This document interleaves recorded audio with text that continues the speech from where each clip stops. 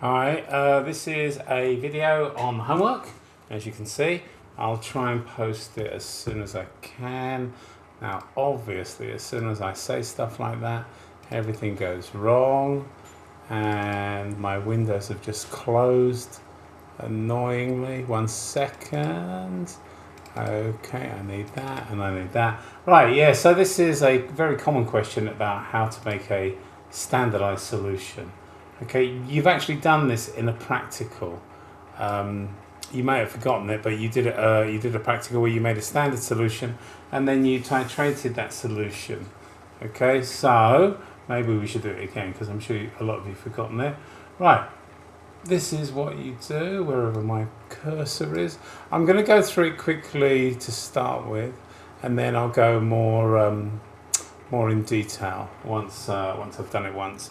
Okay, so this is what you do. I'm ready now. Right, first of all, we've got to increase the size of the screen to about that. I think that will do. Drag that down. Okay, so I'm going to say what you do first of all. So this is what we do. We get a beaker. First thing we do is we get a beaker. Okay, now how big is the beaker? The beaker isn't big. Actually, it's about 100 cc's, 100 centimeters cubed, and in that we put about 50 centimeters cubed of water. To that we add our 4 grams of sodium hydroxide solution there, and we stir, and we've got to say that we stir it to dissolve. Stir to dissolve.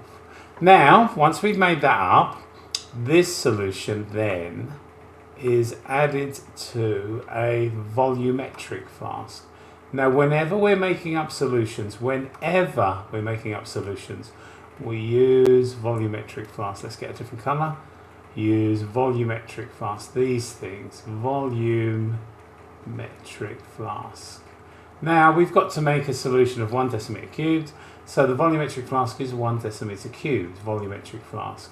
Why do we use volumetric flasks? Because they have a low uncertainty in measurement.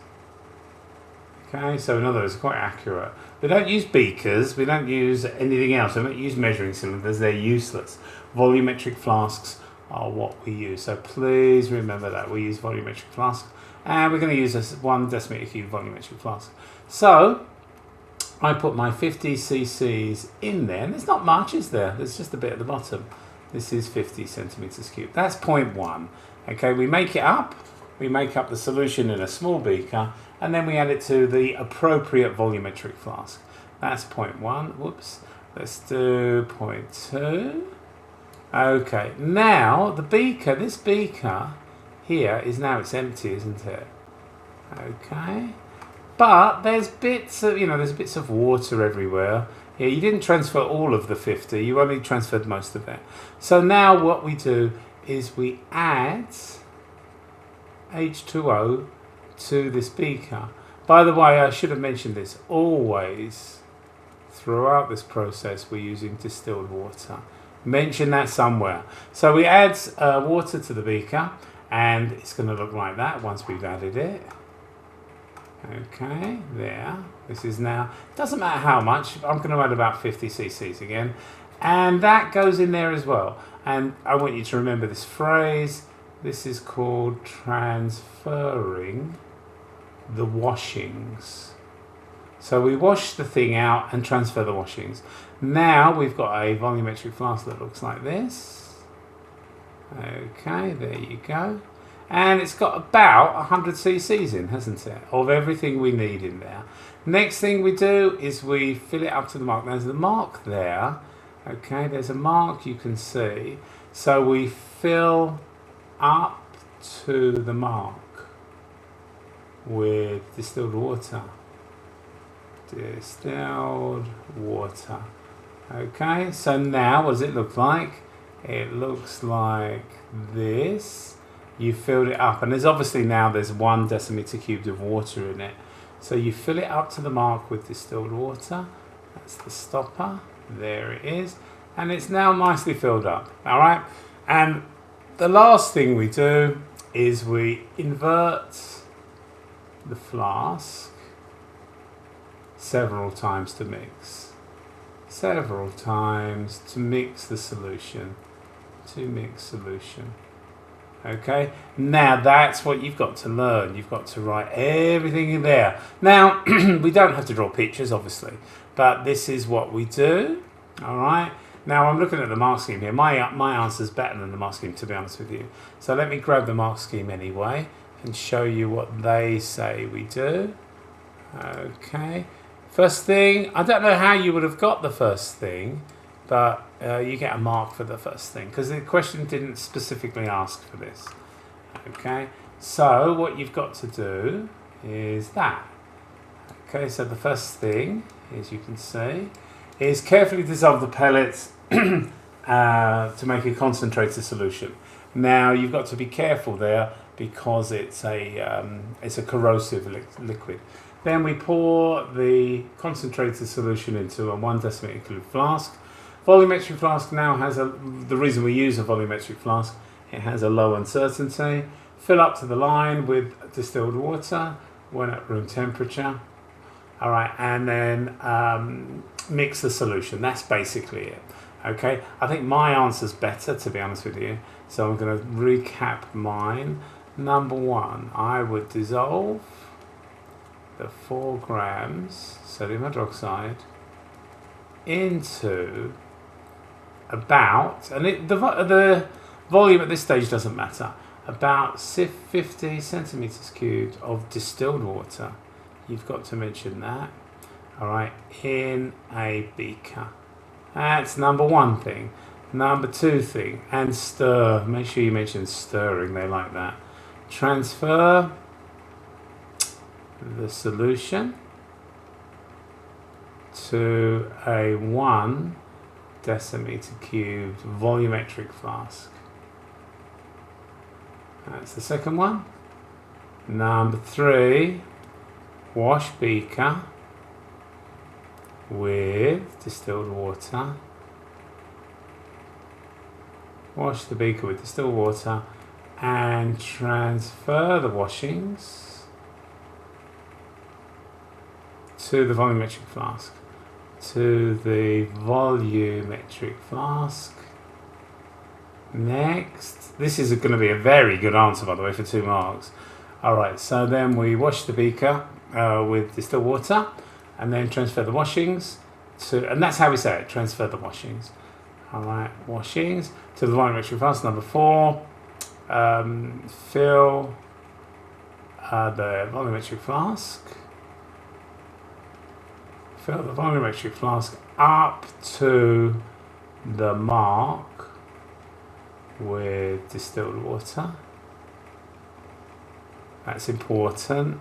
And the last point is invert to mix. Now, this is really, really important that you understand this. How am I going to highlight this? This. All of this. Learn this, okay?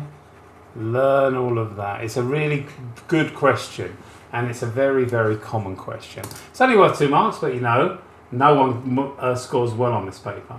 All right, now, here we go. Copy that, and I'm going to grab that and push it up there. I want to go quite fast. I don't really want to spend too long on this. Why isn't that working? Move that over there. This is one of the things about Microsoft. What's this called? Whiteboard. It's a bit of a pain to use, to be honest with you. It keeps changing the side when you paste things on. Alright, so I'm going to make that bigger. Move that up there. So, there you go. Learn that. That's important. Alright, select the colour change in the indicator. Now, obviously, it might not be section 22 anymore because you're using new ones, aren't you? So, the colour changes on this. All you've got to do is look at the data booklet. It goes from blue to green. Okay. Next bit. Alright, now copy that, paste it there, start it again, make it smaller, stick it there. Okay, make it bigger again. grab it and put it this side. Suggest why, despite preparing the solution and performing the titrations very carefully, widely different results are obtained. Now, suggest, that means all you have to do is come up with a sensible answer. Okay, I think the most easy answer, or the easiest answer for this one, is saying something like this. All you have to say is the intensity of the indicator is hard or is difficult to detect. In other words, the colour change is hard to detect, so you're going to get different results. Is that the right answer? It doesn't matter. All it's got to be is a reasonable question. Sorry, a reasonable answer. Okay, so don't worry about it. So we've done with that one. That was the question. That's the answer to number 1. Okay, and now let's have a quick look at number 2. Hopefully this won't take too long. You may have had to research this one because there's some of this stuff we haven't done, but that's okay. That's what the point is of these homeworks. Okay, now by the way, I haven't marked it yet purely because not everyone's is in. Alright, I don't want to do this again. Next time I'm not going to give anyone a chance. Alright, you've got to hand it in straight away. Now look at this. Infrared, the absorbed infrared radiation by molecules in the atmosphere affects global temperatures. Now this is absorption, so as you can see, oxygen absorbs infrared and oxygen absorbs in the ultraviolet because that's where it is, but ozone absorbs in the infrared. That's all it's asking. You fire infrared radiation, oxygen absorbs in the ultraviolet part and ozone absorbs in the infrared. Okay, now next question. Sorry about this, I've got to change lots of screens here. Okay, let's copy this one and paste it there. Alright, let's shift this over. And there you go, should be okay like that. Then I've got to make it bigger. Oh god, this goes on forever. Alright, I've got to make it bigger. There we go. Use the graph, state your reasons whether or not oxygen or ozone are greenhouse gases. Now, greenhouse gases are ones that absorb in the infrared. So ozone is obviously a greenhouse gas, as you can see, because it absorbs in the IR. But oxygen is not. Now, I'm not going to answer this. I'm just going to show you their answer. Okay, so let's bring that up. This is their answer. Very straightforward. Okay, stick that back, make that small. Oh, maybe I can find a better one to use than Microsoft because it is a pain. It keeps doing this. It does weird stuff. So ozone, yes, because it absorbs in the IR, but not oxygen because it doesn't. It absorbs in the ultraviolet. Okay, that's all they want now. So there you go. Now this next bit's a bit tricky, isn't it? Let's have a look at this. Okay, now here we go. We've got some data, which is what it's all about, by the way. Okay, this question paper, you've got to be able to manipulate data. Following has been compiled for a range of molecules in the atmosphere. CO2, integrated IR absorption is that. Molecular dipole. CO2 doesn't have a dipole. Okay. CCl4 has a integrated IR intensity of that. In other words, that's how it absorbs. But is there a dipole? No. CCl4 is symmetrical, so all of the dipoles cancel out. So there's no overall dipole. Now, it's a tricky question because you've got to remember that from your molecular geometry days. Now, let me show you very briefly, because I don't want to spend too long. This is CCl4. There's a Cl there. There's a Cl there. There's a Cl coming out at us. And there's a Cl going back in. Now, all of these bonds are polar because chlorine is more electronegative than carbon. So they're all polar. But believe it or not, because it's symmetrical, because the molecule is symmetrical, the dipoles cancel out. Dipoles cancel out. So believe it or not, CCl4 doesn't have a dipole. But if I change this for C, there's an F there, there's a Cl there, there's a Cl there, and there's a Cl there. Now it's not symmetrical. And because fluorine is more electronegative, electrons will go up there. So the top part of the molecule will tend to be delta positive, and the bottom part will tend to be delta negative. So there is a dipole now here, all right, in this one. And there's a dipole in this one. As you can see, the dipole's bigger because there's 2 fluorines now, and that's more electronegative. And then there's 3 fluorines here, and it gets a dipole moment of that. Now the reason it's not far now is these 3, 2 of them kind of cancel the other one out. Okay, so there you go. So this has a dipole, yeah? Now see, F4 is going to have no dipole because they're all cancelled out. It's similar to this one. All right, so let's have a look at the question before we go on, because I've been talking and I haven't been doing anything there, have I? So let's grab this, copy this. Okay, grab this, push it up. And there you go. Make this big again. And grab this. Push that down. Oopsie daisy. There we are, hopefully. Grab that, put it over there, make this smaller. God, it takes ages, doesn't it? I think I'll have to get something different to Microsoft whiteboards. All right, use the integrated ion intensity in the table to estimate the value for CF4. Now, there's no dipole in CF4, is there? So you'd imagine a smaller number than 1199, yes? If there's no dipole, you'd imagine a small number, like the CCl4, yes? So, it's going to be small, all right, because there's no dipole moment, as you can see. Okay, integrated IR intensity is going to be quite small. So I'd say about, I don't know, let's say 500, because it's small, because there's no dipole. All right, next one. Explain the increase in molecular dipole. Now, I've explained it. Whoopsie daisy, I've just messed something up. I've explained it in terms of the electronegativity values and the symmetry of the molecule. So let's stick this here and make this a bit bigger. Explain increase in molecular dipole moment as one chlorine atom in CCl4 is replaced with a fluorine. So let's get their answer. I've got their answer here, okay, which I think is important. We look at this. Alrighty, let's grab this, stick it there. Alright, so that's their answer. CCl is symmetrical, but dipoles cancel out. There you go, piece of cake.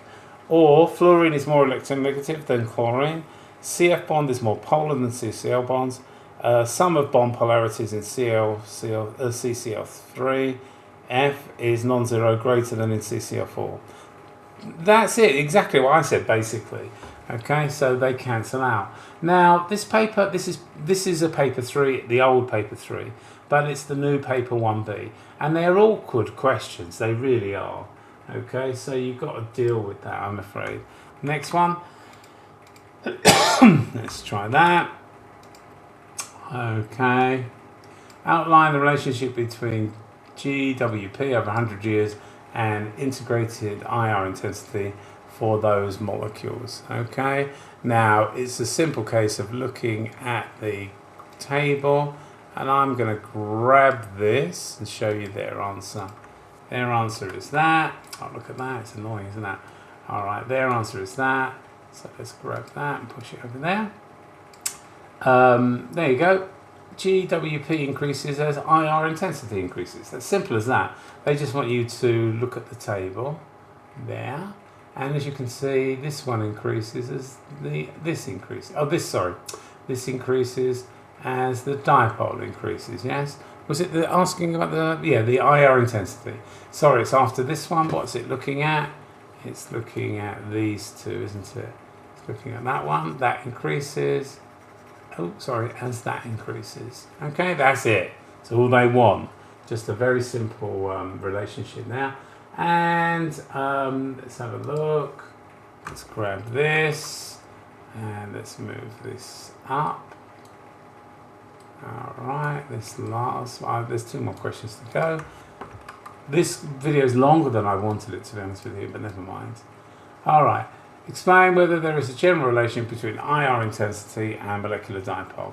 Now if you look at the table, here's the table. Alright, as this goes up, well this doesn't really, does it? There's no relationship really to speak of. And that's what the answer scheme says. Okay, I can't see a relationship there, and neither should you. Okay, so let me grab their answer. Okay, here we go. Examine whether there is a general relationship. Now you might think, and this is annoying about IB, that all you have to say there's no relationship, because that's all it asks. But of course, they also want you to explain it, even though they didn't say they wanted you to explain it. So CO2, CCl4 and CF2 are non-polar. They have 0 dipole moment, but have very different integrated IR intensities. So in other words, you've got to explain the data in the table, saying that there's no dipole moment, but yet the integrated IR intensities are changing, aren't they? All right, there you go. That's it. Very good. Last one. Let's continue this as quick as we can. Okay, let's move that over there. Alrighty. CCl2 and F2 and CClF3 were developed for use as refrigerants, but are now being replaced by other chemicals. Comment on their use with reference to values in the table and other environmental concerns. Right, if you look at the values in tables, they absorb a lot of IR. So these are significant greenhouse gases. So here you need 2 marks for this. Okay, and there are the answers from the IB people, the mark scheme. Data from the table such as that indicate that they contribute significantly to global warming because they absorb a lot of IR. They're persistent in the atmosphere. All right, why would you know that? These are greenhouse gases. These are chlorofluorocarbons, okay, these CFCs. And they hang around for a long time.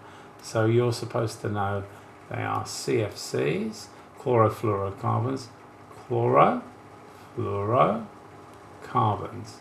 They are significant greenhouse gases. Greenhouse gases. Annoyingly, they're very stable because the CF bond is very strong. Okay, so we did that. Because they're stable, they hang around a long time. They're persistent in the atmosphere. They also cause ozone depletion. Yeah, they're able to produce free radicals that destroy ozone. Okay, let me give you an example of that. I think I'm going to try and guess this a little bit. Let's make this a bit bigger. Okay, this is how they react. Then which one should we use? Let's use the, where are we there? The Cl2F2. Cl2F2. What's going to happen is, in ultraviolet light, it's going to give CClF2, and it's going to break up. There's going to be a free radical there, and Cl is going to be a free radical there. Then an ozone molecule comes along, reacts with this Cl free radical, and you get O2 plus this free radical, OCl, like this. And then, so that's broken up my ozone a bit, hasn't it? And then this OCl breaks up another ozone molecule, okay, and you get this. You get 2O2 plus a Cl free radical again. And the whole process, oops, that's not good, is it? The whole process goes around and around and around, because once you've got free radicals there, it goes through the whole process again. So this is acting as a catalyst because it is reformed. All right, so that's why they're a pain. Okay, is that it? I think that's it, isn't it? Right, are we over that question? Yeah, I think that's it. Are we? Yeah, we're good. All right, let me stop the video there and get it posted as soon. Oh, that's the wrong one. Let me stop the video and get it posted as soon as I can. All right, let me grab that. Yeah, I haven't used this software for ages. Here we go. There we are.